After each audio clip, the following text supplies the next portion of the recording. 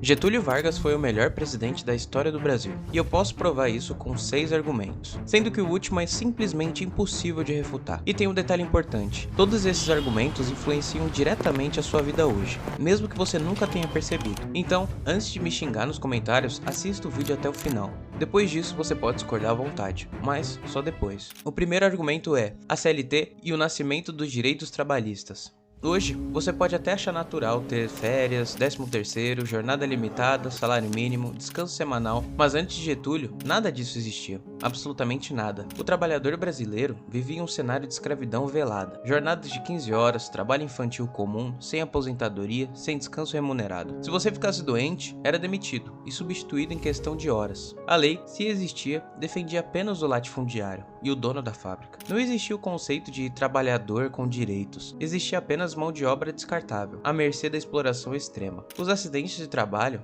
eram frequentes e invisíveis. Milhares de famílias eram condenadas à miséria com a menor intercorrência. Essa realidade era a regra, não a exceção. O Brasil era, na essência, uma sociedade oligárquica, que dependia do café e do cacau, onde os direitos humanos e trabalhistas eram conceitos importados e ativamente rejeitados pelas elites. O operário era visto como um motor sem peças de reposição. É nesse cenário de exploração brutal que, em 1943, Getúlio cria a Consolidação das Leis do Trabalho, a CLT. Essa não foi uma simples lei. Foi um ato de refundação social. Vargas pegou normas que estavam espalhadas, ignoradas ou eram apenas estaduais e as implementou de forma ampla, moderna e estruturada a nível nacional. Pela primeira vez, o Brasil reconhece que o trabalhador é um cidadão e não um escravo moderno. O salário mínimo não foi apenas um valor, foi um conceito de dignidade. A jornada de 8 horas foi uma revolução. Mas a CLT é uma faca de dois gumes, e essa é a parte que seus críticos não entendem. Vargas não fez isso apenas por bondade, ele o fez por estratégia. Ao reconhecer e centralizar os direitos trabalhistas no Estado, ele desarmou o movimento anarquista e comunista que crescia nas cidades. Ele tirou o poder dos sindicatos independentes e os colocou sob a tutela do governo. Foi um ato de controle,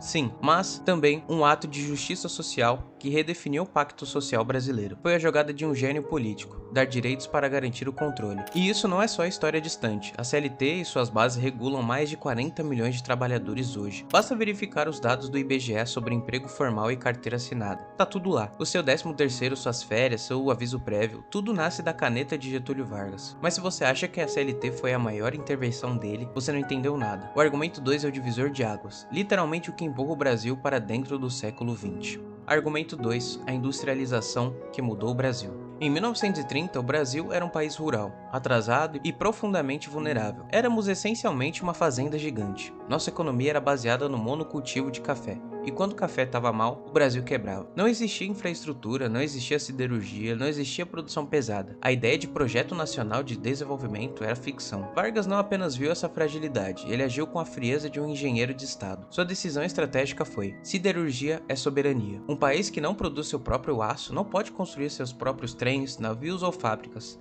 Ele está condenado a comprar da potência que o domina. Durante o governo Vargas, isso muda de forma brutal e irreversível. Em 1941, ele cria a Companhia Siderúrgica Nacional, a CSN, a primeira grande siderúrgica do país. A criação da CSN foi o tiro de largada para a modernidade brasileira. Para financiar isso, ele negociou como um mestre de xadrez, usando a Segunda Guerra Mundial como alavanca. Voltaremos a isso no argumento 5.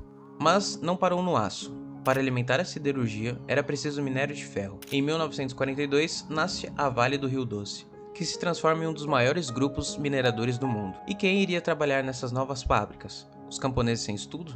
Não. Então, Vargas cria o SENAI, Serviço Nacional de Aprendizagem Industrial, que forma trabalhadores técnicos para sustentar a indústria. Pela primeira vez, existia um planejamento para formar mão de obra qualificada. Essa transformação é visível nos dados. Os registros do IBGE entre 1930 e 1950 mostram o PIB industrial crescendo a taxas chinesas, a urbanização acelerando e milhões de pessoas saindo do campo para cidades industriais. É ali que você vê o Brasil deixando de ser uma fazenda gigante e virando um país moderno, com uma classe média urbana em crescimento. Essa industrialização não foi um acidente, foi um projeto nacionalista e centralizado. E o legado dessa transformação é o que sustenta 80% do desenvolvimento econômico das décadas seguintes. Mas isso é só metade da história, porque Getúlio não apenas criou as indústrias, ele criou instituições que continuam sendo o esqueleto econômico do Brasil até hoje. O argumento 3 mostra como a estrutura que você conhece nasceu ali. Argumento 3. As estatais que sustentam o Brasil até hoje. Imagine, por um momento, um colapso total da economia brasileira. Para acontecer de forma instantânea e catastrófica, bastaria uma única coisa: retirar a Petrobras, a Vale e o CSN do Brasil. Pois é, todas elas surgem na era Vargas, ou diretamente por ele, ou como resultado do seu projeto de Estado Nacional. A joia da coroa, a Petrobras, nasce oficialmente em 1953, após uma campanha popular massiva com a bandeira do "O petróleo é nosso". Não foi apenas uma empresa, foi a consolidação de uma visão de soberania energética. Vargas sabia que, sem controlar a fonte de energia, o país estaria para sempre de joelhos para potências estrangeiras. A Petrobras, com todos os seus problemas subsequentes, garantiu ao Brasil o controle sobre o recurso mais estratégico do século XX. Da mesma forma, o BNDES, Banco Nacional de Desenvolvimento Econômico e Social, criado em 1952, surge com um único propósito: financiar a longa duração. Enquanto bancos privados financiam a curto prazo, o BNDES foi a injeção de capital que permitiu a construção de grandes obras, estradas e a expansão dessas estatais. É o banco que tira projetos do papel com foco no crescimento estrutural e não apenas no lucro imediato. Essas instituições não são apenas empresas, elas são pilares. A Petrobras, a Vale e a CSN movimentam trilhões de reais ao longo das décadas. Respondem por uma fatia gigantesca do PIB nacional e formam a base energética, mineradora e industrial do país. Elas são o esqueleto que permitiu que presidentes subsequentes, fossem eles de direita ou esquerda, tivessem algo sobre o que construir. Sem elas, simplesmente não existe desenvolvimento no modelo brasileiro. Mas se você acha que a criação da Petrobras já é a maior prova do gênio de Vargas, você ainda não entendeu. O argumento 6 é que prova o ponto de forma irrefutável. Ele liga todas as estatais diretamente ao seu presente. Você precisa ficar até o final para ver como o Brasil de hoje é uma continuação exata do projeto de Getúlio. Mas, antes de chegarmos ao argumento 6, precisamos entender como ele transformou o país culturalmente. E isso nos leva ao argumento 4, que explica como ele ajudou o Brasil a se enxergar como nação. Argumento 4. A construção da identidade nacional.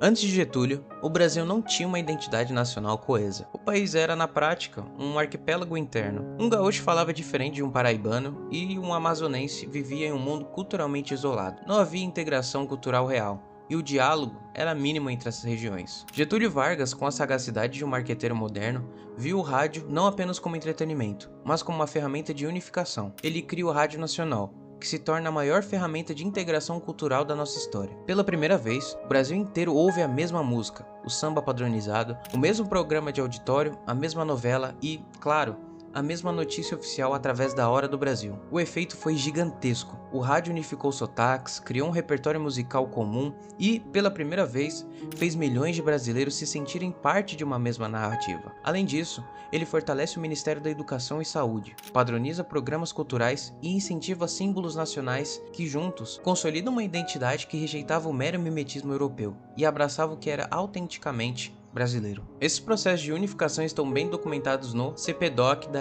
FGV e no Arquivo Nacional. Eles mostram um esforço deliberado de centralizar a cultura para sustentar o Estado. O ditador Vargas usou a cultura popular como cimento para manter o país unido e viável. Mas a integração cultural, por si só, não explica tudo. A parte que realmente muda o jogo é a geopolítica. O Brasil se torna relevante para o mundo.